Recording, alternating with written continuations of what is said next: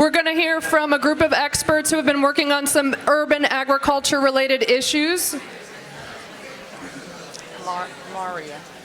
So we have Marius Straus from the Farm Alliance of Baltimore. We have Kyla Kaplan and Patrick Jenkins, who are clinical students at the University of Maryland Carey School of Law.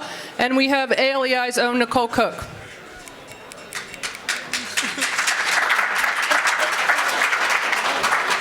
Thank you, Sarah. Thanks, everybody. I'm going to give just a few more introduction to our panelists. So, good morning again, everybody.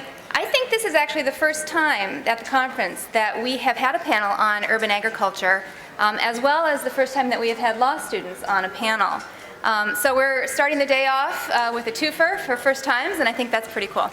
So, for this session, we're going to be discussing some of the legal challenges that urban farmers in Maryland are facing, in particular around property rights. Our panelists are going to speak first, and then I'll give you time to ask them questions. And then I'll wrap up the session with some information about ways that each of you can help our urban farmers overcome the legal challenges that they're facing. But first, we should make sure that everybody understands what an urban farm is. There are a lot of definitions of urban farm that are floating around out there. But I actually think the EPA, the Environmental Protection Agency, has a pretty good working definition. This is from the EPA's 2011 Partnership for Sustainable Communities Urban Farm Business Plan Handbook. An urban farm is a part of a local food system where food is cultivated and produced within an urban area and marketed to consumers within that urban area. Urban farming can include animal husbandry, like breeding of livestock, beekeeping, aquaculture, aquaponics, that's where you're incorporating things like fish farming and agriculture, and non-food products such as producing seeds, cultivating seedlings, and growing flowers. Urban farming can be characterized in terms of the geographic proximity of a producer to the consumer, the sustainable production methods used, and the distribution practices. And their definition goes on. It says, urban farms can take a variety of forms, including nonprofit gardens or for-profit businesses. They can provide jobs, job training, and health education, and they can contribute to better nutrition and health for their community by providing locally grown, fresh produce and other products. In addition, urban farms can also contribute to the revitalization of abandoned or underutilized urban land, social and economic benefits to urban communities, and beneficial impacts to the urban landscape. So, now, to quote Maria Gumerov, I hope I'm pronouncing that correctly, a University of Maryland Extension student intern in the Anne Arundel County office, urban farming has the potential to advance sustainable living as well as strengthen local communities. Yet, despite the many benefits of urban farming and the enthusiasm that has been growing around urban agriculture, there are still obstacles to urban farming. My colleagues Neath Little and Shannon Dill at the University of Maryland Extension did a survey to assess interest in Maryland in urban farming. The results of that needs assessment, which were published this last June in the Journal of the National Association of County Agricultural Agents, revealed that access to financing and land availability were the most commonly identified barriers to urban farmers' goals. And then when asked what was the number one obstacle to urban farming, the answers included government restrictions and access to urban land as primary challenges. Which is why I am so grateful to have our panelists here this morning to share with us the work that they're doing to secure long-term rights to land for urban farmers in Baltimore. In order to make sure that they have plenty of time for their presentation and also for your questions for them at the end of their presentation, I'll just briefly introduce them once again, but you can find out more about them in their bios in the program today. So Marius Straus is the Executive Director of the Farm Alliance of Baltimore. I'm sorry, Maria. Forgive me, I'm so sorry. Kyla Kaplan is a law student in the University of Maryland Environmental Law Clinic, and Patrick Jenkins is a law student in the Small Business Community Equity Development Clinic. Let me just say one more thing. In speaking with people who know Maria and have worked with her, everyone says the same thing. She is passionate about advancing long-term land tenure for urban farmers. I think you'll get a sense of that this morning. I also think you'll get a sense of the energy and the drive that our law students have in helping our urban farmers resolve land disposition issues and better secure rights in land so that they can continue providing all of those benefits that I mentioned to their communities. And with that, I'm going to hand it over to you. Thank you. Oh, it's good, Nicole. Thank you. Thank you. Thanks, Nicole. Good morning, everybody. You guys can do better than that. Good morning, everybody. All right, thank you. My name is Marius Straus. I'm the Executive Director of the Farm Alliance of Baltimore. It's good to be here, and it's especially good to come after a presentation that was all about local control and preemption, because I think that we in the city of Baltimore who are practicing and advocating for urban agriculture are struggling along many of the same issues and similar lines. And you'll see that a theme, whenever I talk about agriculture, I tend to want to leave off the urban part, because even though we are in fact growing things on scarce and expensive urban property, our issues are actually quite connected to those of you who are practicing in rural and suburban and peri-urban contexts. So I hope that you'll come along with me on this journey. What I have to show and share with you today is a brief story map. This is for those of you who haven't seen a story map before. This is like a GIS project that a couple of researchers from Johns Hopkins did with us in 2018. And it's not a slide presentation, so the media folks have very generously offered to scroll through it as I'm talking. And so I'm going to ask them, if I say hold, that means I'm just asking the media folks to hold on an image for all of you to take in for a moment. But before I start that, a bit about the Farm Alliance of Baltimore and who we are. We are a membership organization of currently 17 farms inside the city of Baltimore. For the purposes of accepting farms for membership, our definition is that a farm is an agricultural operation that produces more than $2,000 worth of farm products per year, not for the farmer's own consumption. So that the products can be sold or donated, but the point is that they are for public consumption. We do maintain standards.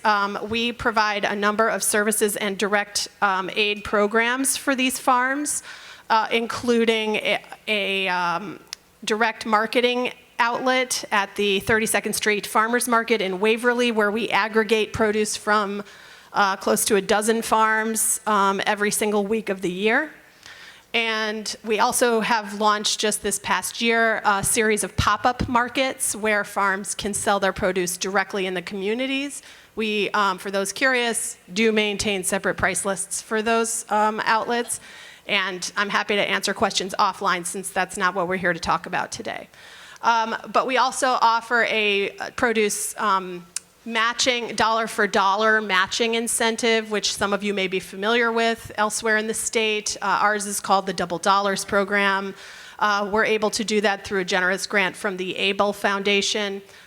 We also own and operate and maintain a greenhouse year-round for the farms to use and share. So the real estate inside that greenhouse, as I'm sure you can imagine, is in high demand.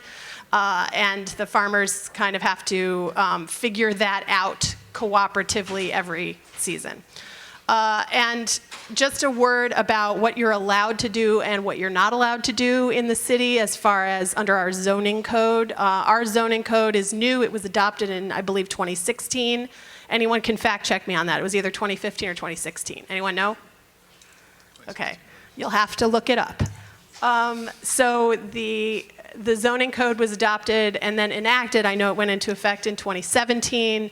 Under that, we are allowed, there are a number of permitted activities associated with practicing urban agriculture on either city-owned property or private property.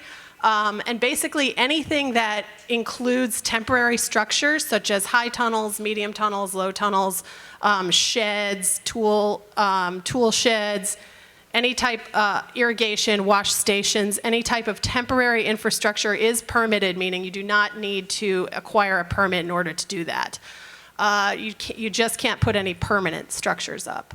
Additionally, you are allowed to practice animal husbandry, and I believe the things you don't need, the animals that you can keep are bees, goats, chickens, and rabbits.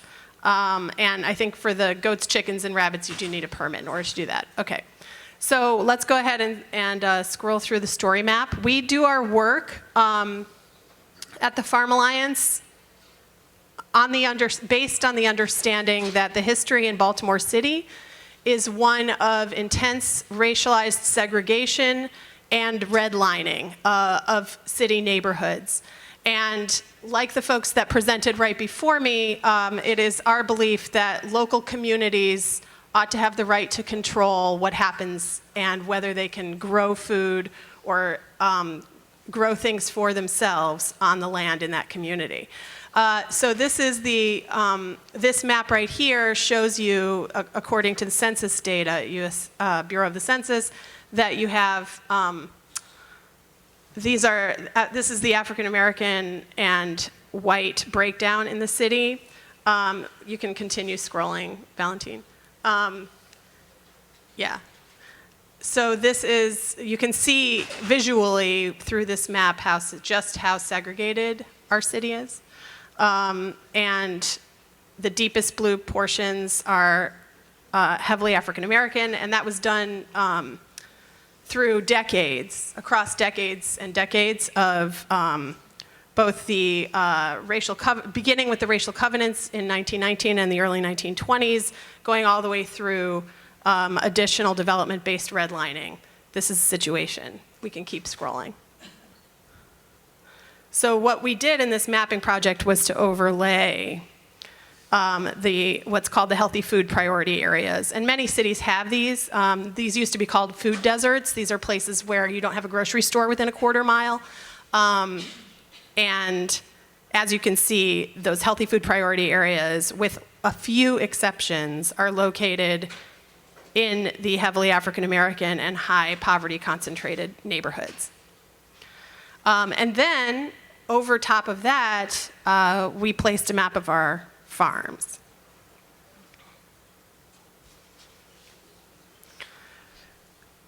And so you'll see it in a second. You can see here that many of the farms are in fact located in that butterfly shape of the heavily African American neighborhoods. And that's, of course, not by accident. People see where there are food disparities and inequities, and they want to remedy that as best they can for themselves. So part of the work that we're doing in the Farm Alliance is to, many of these farms, I would say out of the 17, close to 10 or 12, I think it's around 10, are still growing on property that is owned by the city. So what that means is that we need to take steps to protect that activity, and there are a number of instruments that we can use to do that. What year was Homegrown Baltimore? Do you guys remember? 2013. Yeah. So in 2013, the Farm Alliance of Baltimore worked with the city's Office of Sustainability and Office of Planning to come up with something called the Homegrown Baltimore lease program. This is a 5-year lease, and even though the city wasn't quite sure what urban agriculturists were doing yet, and this was still very much viewed at the time as an interim land use, they were willing to issue people 5-year leases to continue operating, thank you, with at $120 a year, and you'll hear more about that. And with full access to city municipal water for irrigation. So that's still going on. We have a number of people who are in that 5-year lease program, some people whose leases have expired, some people who are interested in purchasing their land. So we're going to get into that, and I'm going to let the law clinic students handle that. If we can just very quickly scroll through the rest of this, you can do so quickly, Valentine. We've profiled 4 of the farms so that you can actually visually see what they look like and see who the farmers are. These are folks who have a ton of heart, a ton of dedication to their communities. They are doing an activity that is rather unprecedented in the city of Baltimore. and honestly building a movement for locally grown food to be available for everyone, and not just people who can afford to eat at farm-to-table restaurants. So we consider this to be a really important activity. Some of you may have heard of the Greener Garden. They are an award-winning African-American-owned farm in Hamilton on the east side. There they are. There's owned by Warren and Levette Blue. You can keep going. We're almost at time. White Lock Community Farm is in the Reservoir Hill neighborhood, right up against Druid Hill Park, and off of I-83 that cuts north-south through the city. And this is a nonprofit farm operation that is also African-American led and controlled. Can you keep going? They also operate as a kind of community center, so they don't have a fence, and community members are welcome to come through. They have a farm stand as well as a mobile market program.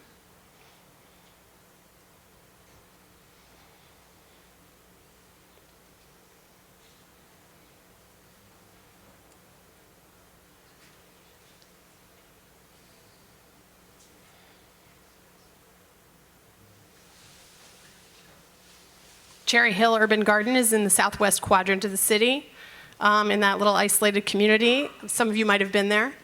It's about, I want to say 3/4 of an acre. So for a city lot, that's pretty big. And they're growing year-round for the community as well.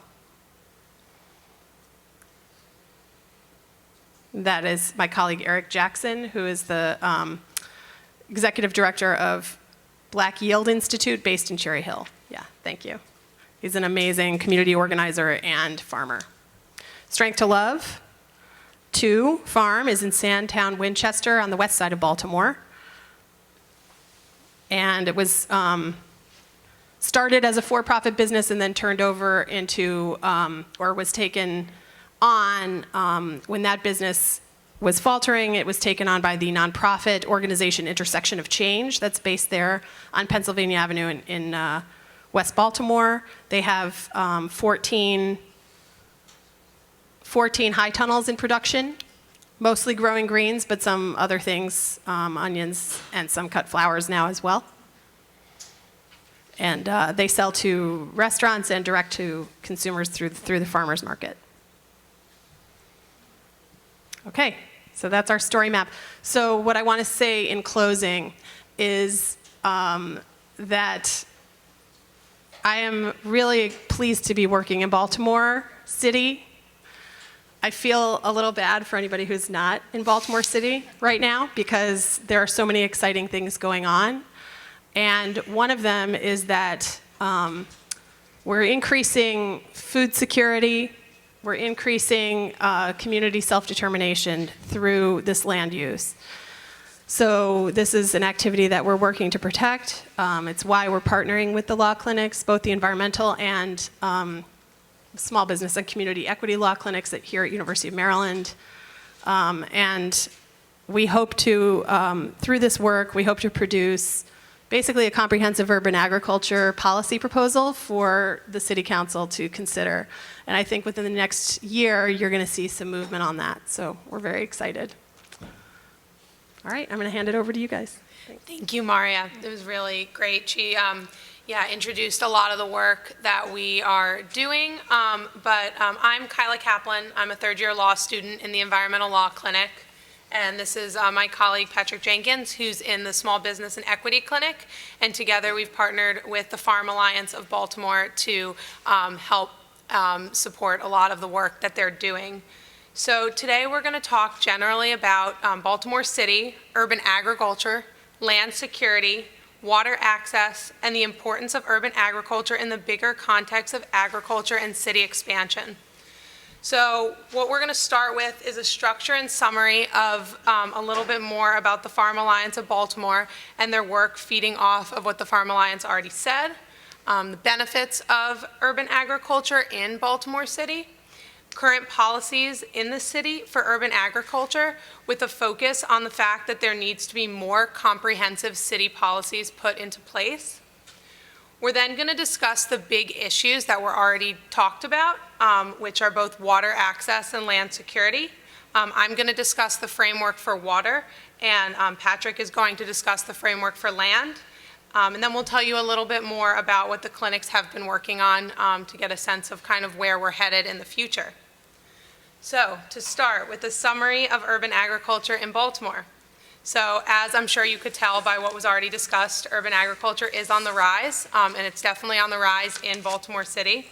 As students, we have an interest in helping to think about how to protect the work already going on in the city and think about comprehensive strategies to improve the lives of urban farmers, as well as means to achieve land reparation for people who have been redlined and excluded in other ways from urban agriculture practices and land in the city. So though urban agriculture is not wholly new to Baltimore City, the confluence of Baltimore City's socioeconomic conditions, urban blight, and environmental concerns have resulted in a proliferation of urban agriculture in the city.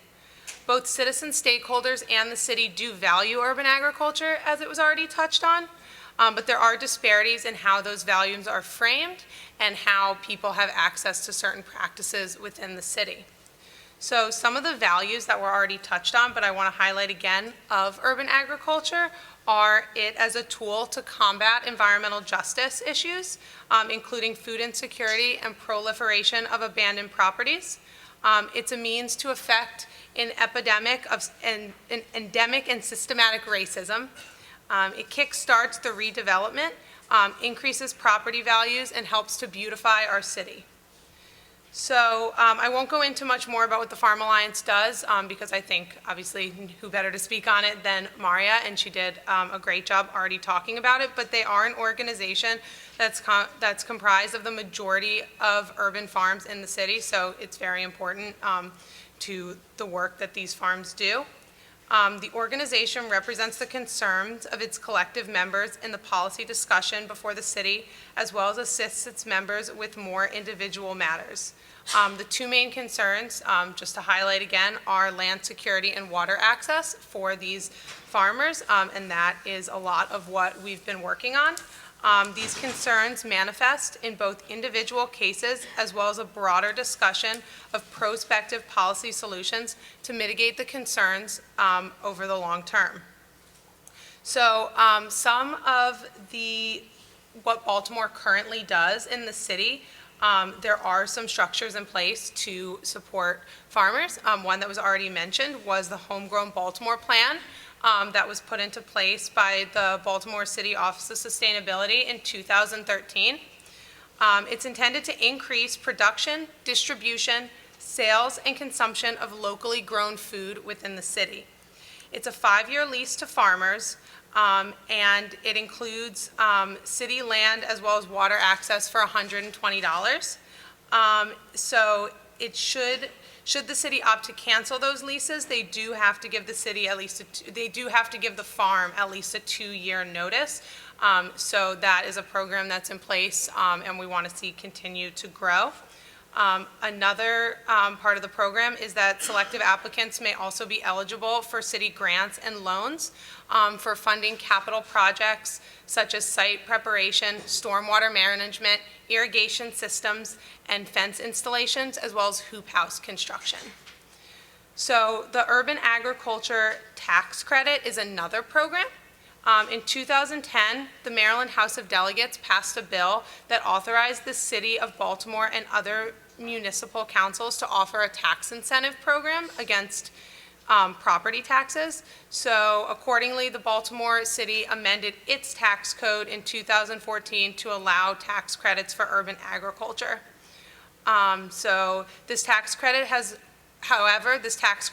only been approved for one person because of the strict requirements, such as the parcel needs to be used for 100% agricultural purposes. So while it's a program that's there and a good program, it doesn't always benefit the people that we need it to benefit. There's also federal programs through the Farm Bill and so on to support urban growers as of 2018. So now that we've sort of discussed that current framework, I want to specifically focus on water and land. We will discuss the current landscape along with the Farm Alliance's concerns. Again, I'm going to discuss water, and my colleague Patrick is going to discuss land. So starting off with water, water access in the city, which goes along with land access, is a major concern. Water issues in Baltimore are generally and somewhat of a norm due to infrastructural, social, and economic barriers that often lead to a struggle to access clean and affordable water. There's been big water main breaks because of infrastructure, and therefore the city is looking for ways to increase revenue. So the Department of Public Works manages the water system. There's 3 reservoirs that are owned and operated by the city and are located in Baltimore County. Water policies that are specific for urban agriculture are only a recent development. Currently, what we like to see and want to continue seeing is that the water rate does remain flat and is not subject to any kind of sliding scale. This is being threatened by the pressure of citywide rate increases. That is something that we want to address and want to make sure that we help those farmers keep their flat rates. It's greatly beneficial for the farmers, and it ensures stability in pricing and avoids burdening farmers with annual rate increases. However, the threat of water rate increases and the inconsistent enforcement, the restrictiveness of certain programs' applicability, and infrastructure issues preclude otherwise qualified applicants from participating. So that's another issue that we've been addressing and can talk a little bit more about when we go back to kind of what the clinics have been working on. But for now, I will turn over to Patrick to talk about land. Thank you, Kyla. I'm Patrick Jenkins. I'm a second-year law student at the University of Maryland, the Small Business Community Equity Development Clinic. I'm going to give an overview of the programs we just talked about and the tools that are available for protecting urban farmers in the city of Baltimore and incentivizing the growth of new urban agriculture in the city. The programs we have, there are programs in place, and we're lucky to have them. I think it demonstrates that the state overall and the city views urban agriculture as a community development tool that we can use to grow value and to support our community. The longest standing program we have is the Adopt a Lot program.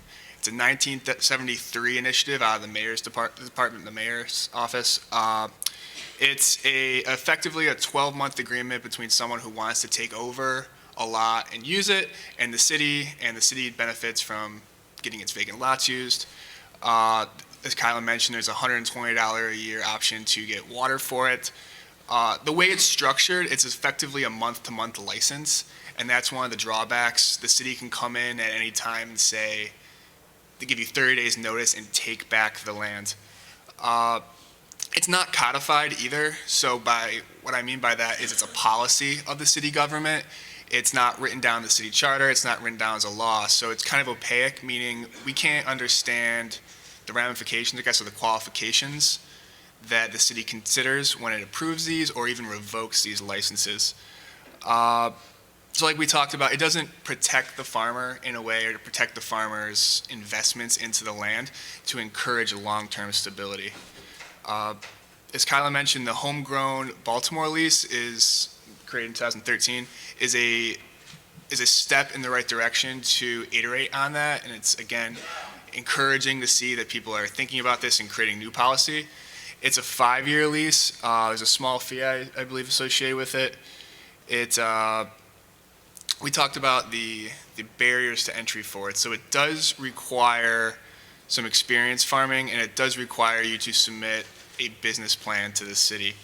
So it's good. It's a step in the right direction. It provides the land security to farmers to invest in their land, to be secure, to make longer term plans. But like we said, the barrier to entry is too high, and we'd like to see, I guess, some more streamlining of getting more people involved. And finally, the property tax credit for urban agriculture. Now this is a statewide option. It's provided by the state, needs to be implemented by municipalities.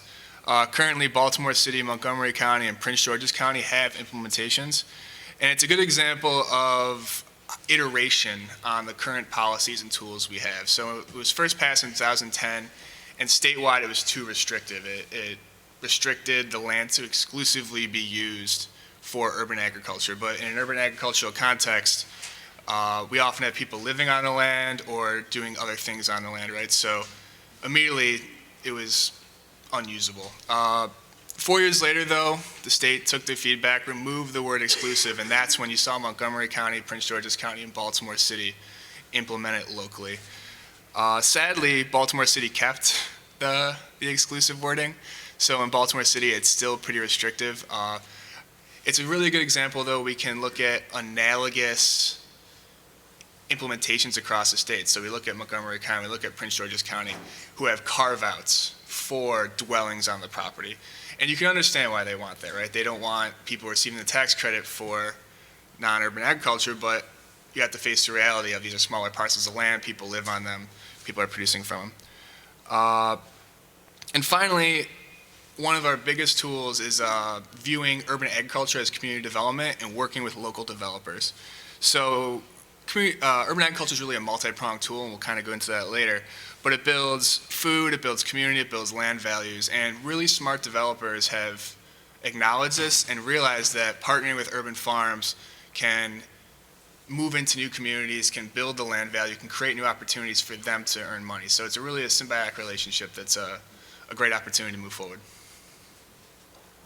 Excellent. So I'm sure you can tell from what we've talked about so far that there's a lot happening in Baltimore. There's a lot happening with urban agriculture, and there's a framework that's been created way before us to sort of support the goals of urban farmers. However, we want to continue that mission and that goal. Therefore, our clinics have been partnering and doing different work to help and support those goals. So specifically, the Environmental Law Clinic has been learning from the Farm Alliance about what farmers are concerned about generally.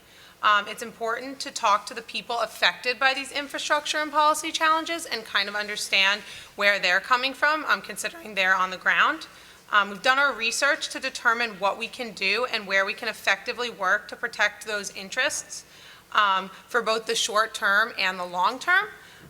We've been drafting policies that will help protect water rates for urban farmers. That as a sort of patchwork for a much longer term solution to having an urban agriculture policy. We've also done a lot of comparisons to other cities to understand the grassroots efforts to protect and support urban farming. These are obviously not all the efforts happening around the country, but some of that I wanted to highlight that some cities have been working on to take action to protect land and water, just so we can see what's happening around the country. So I've picked a couple projects to talk about around the cities, some of which are happening in Baltimore, some of which aren't, just to highlight some of the ways we can help access water for urban growers. So there are fire hydrant permitting programs. Governments have created a way to give permits to tap into fire hydrants. They require training and allow people to properly maintain fire hydrant pressure. So cities that have done that are Detroit, is just one example of a city that's done that. Water collection, so encouraging urban farmers to collect their own water is happening in Philadelphia, among other cities. Incentive programs to use vacant land, similar to what we have in Baltimore, to encourage vacant properties to become urban spaces. Cleveland and Atlanta are two cities that are known for their work on that. And then zoning codes. So for providing land and water structures for agriculture, having those actually put into city codes. Cleveland and Boston are two cities that actually recently passed those types of zoning codes. And I'm going to give a background of what we've been doing with the clinic. So we've been working with the Farm Alliance on securing land for individual farms, but also taking a step back and looking at what policies we can put in place or advocate for strengthening and securing the land the farmers currently have, but also incentivizing the growth. So with that, we actually have some unique opportunities in Baltimore. In Baltimore, we have an overabundance of land that's available. Contrast that with some other cities like New York, San Francisco, DC, where urban agriculture initiatives need to focus on different tools. They need to focus on rooftop farming, aquaculture. It's the same goal between all these cities, but it's very different tools legally and policy-wise that we can use to achieve them. And like I said earlier, we view this as a multi-pronged community development tool. So the first is these farms are owned and operated locally, meaning we're putting people to work, we're doing economic development, the revenue stays in the community. And they also produce healthy food. As Mariah mentioned, these are often in food swamps or food deserts. So they're creating opportunities for people to learn about the food, see where it comes from, but also consume it and live healthier lives. Finally, this is the beautification aspect. So these are underused lots. They're opportunities to create flowers, to create vegetables, to demonstrate to people what the growth is, and it's an opportunity to partner with developers to revitalize some areas of the cities. So some of the programs we talked about earlier, some opportunities for improvement. I'd like to see the Adopt a Lot and the Homegrown Baltimore Ways codified. So we talked about we can get some more transparency there to see how the regulations are put in place while decisions are made. And it also allows us to iterate on how we work on it. It also would be nice to connect the Adopt a Lot, which we talked about, doesn't provide much land security. It's effectively a month-to-month license as a graduation program to the Homegrown lease, which is a more 5 years. It's a tool we could use to lower the barrier to entry. And finally, the property tax credit. There's a real opportunity there to revisit both the state implementation, which is good but can be still improved, but also the Baltimore City and local municipalities can learn from each other and see what works and what doesn't. So I'll hand it over to Nicole. Oh, okay. Well, I'm aware that we are running a little behind, but I want to keep the students on the hot seat as long as possible. So are there any questions? I think we can take a couple questions. There's one in the back there. Got one over there. You ready? Yeah, Hi, I'm Rachel with Sunrise Movement. I was just wondering, is there any sort of relief aid for these urban farms that are subject to more intense flooding from climate change? that's an interesting question. Mariah might know. Grounds. That's interesting. I'd be interested to know what you guys have looked at in other cities, whether you have data on that. We don't actually have, our data, such as it is, it's very minimal, right? We've done a little bit of data collection around the role of urban soils in trapping water, stormwater, and it seems, just from glancing at that stuff, it seems like our urban farms are actually themselves capturing a lot of water. They're not necessarily being overrun yet. That said, it would be great to have a plan in place. So at least in Baltimore City, we haven't, that's not one of the major concerns that I've heard coming from the farmers yet. But yeah, let's talk. It would be great to have something like that, like an emergency fund. I guess I'll jump on too. I think one thing we didn't mention is the urban agriculture aspect of how it can help the environment. So in Baltimore City, we have a lot of hardtop, so non-permeable surfaces, rainwater runs off and leads to erosion, gets in the bay. The farms capture the water, so I'm not so sure. I think water access is more of a problem than the lack or too much water, I guess. At this moment, yeah. Yeah, that makes sense. Any other questions? Dun, dun. Wasn't there one over here? Maybe not. Have communities that have, people in the communities, have they sort of taken what they've learned from the urban farms and used it more in their own homes, more growing more vegetables or more flowers, or improving their own landscape because of what they've learned from the farms? Again, I guess I'll defer to Mariah and then to Anna. Definitely. I mean, we are, that's an interesting question, right? We have the Master Gardeners program through University of Maryland Extension, and we work pretty closely with them. So we do a lot of referring people out to them for additional training. But yes, it is true that seeing an operating farm in one's neighborhood does tend to generate a lot of interest in growing food on one's own property. And in many cases, our farms have demonstration gardens as well. Some of them actually have community gardens on the property where people can actually take over plots of land, and then some have, there's one farm that I'm thinking of that has a demonstration container garden where they do demonstrations on exactly how you can grow your own vegetables at home if you do not have land that is open to the sun. So it's, yeah, it is happening. I was going to say, I know there's some efforts around education cooking and also education nutritional wise. So beyond just getting people interested in growing at home, it's also how to use the food and how to eat healthier, I guess. With regard to the 5-year lease rule, do you, in Baltimore and other areas, do you get any pushback from serious urban farmers who feel like, you know, they should have more time or that it should be modified? And what is the status of the farms that you mentioned, the Greener Garden, the White Lock Community Farm, and Cherry Hill? So I don't want to violate anyone's confidentiality by sort of, you know, saying what their particular arrangement is at this time, if that's okay. However, you are right. Many people are ready, have done this for 10 or even in some cases more years on the same piece of property. They are ready for permanent land holding through ownership or community managed open space or community land trust. So we are exploring all 3 of those options. Ownership would be ideal in many cases, especially where you have black farmers who have not only been historically prevented from owning property in the city, but have also historically, as farmers, been had their land taken from them. So that would be our first priority as an organization, that we're moving in that direction. And that's because the farmers have asked us to. Right. I'll just quickly mention that it's hard for people to, you know, continue to advocate for their property if they're not sure how long they're going to have it. There's a lot of concern. So, you know, securing and allowing people to feel that sort of security in where they're working is extremely important.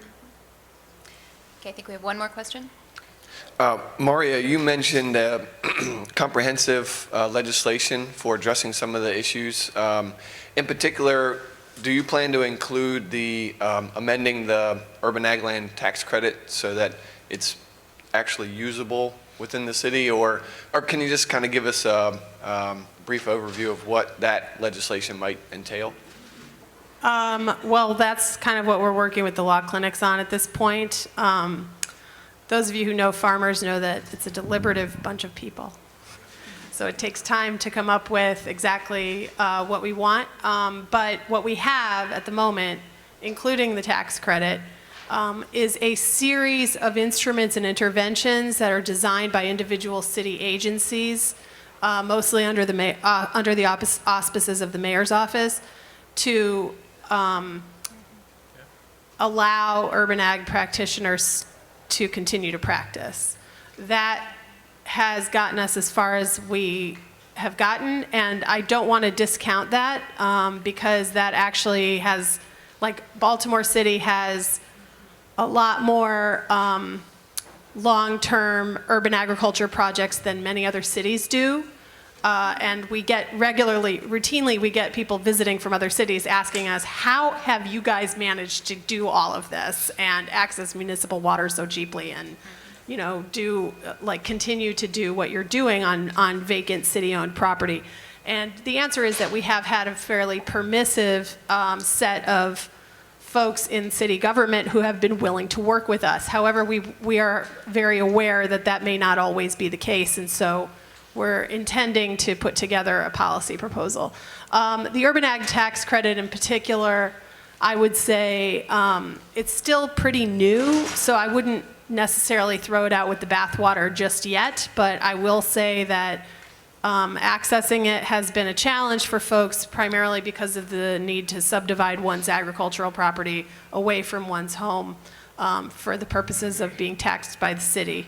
So, you know, I would say we have one case study on that now. I'd like to have a couple more before we kind of attack it, but it's likely we'll say something about it.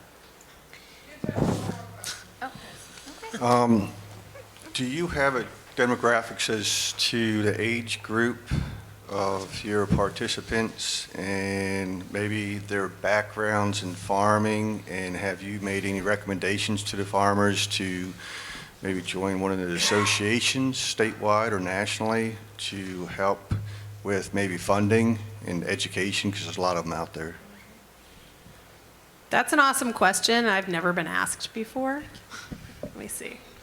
Age, you asked about age, training background, or farming background. What else? Any participation in associations such as NAC, Right. Right. Yeah. Let's talk offline, because I'd like to explore that a little more. I mean, in terms of age, we have probably 2 cohorts within the Farm Alliance, and I would say, so across the 17 member farms at this moment, we probably have 35 people, 35 or so farmers, give or take. One of the farms is like an anarchist collective that has like a whole bunch of people, so I don't really know how many are involved in that. So the 2 cohorts, I would say, are people over 50 who have been doing this a long time, and people between the ages of 27 and 35. And I say that because there's sort of an impression that it's an extremely young group, and actually that's not necessarily the case. People at this point in time, that may have once been the case, but I think by now people know that they're getting into a pretty tough project when they try to grow food or flowers for market. So it's a serious group of folks, and they think of this as a career. So I think that is actually an interesting direction to take this, is that people could, by accessing some of the existing farmer networks nationally, they could access better resources. Mm-hmm. Thank you. Okay, yeah. Please give me join me in thanking our panelists, excuse me.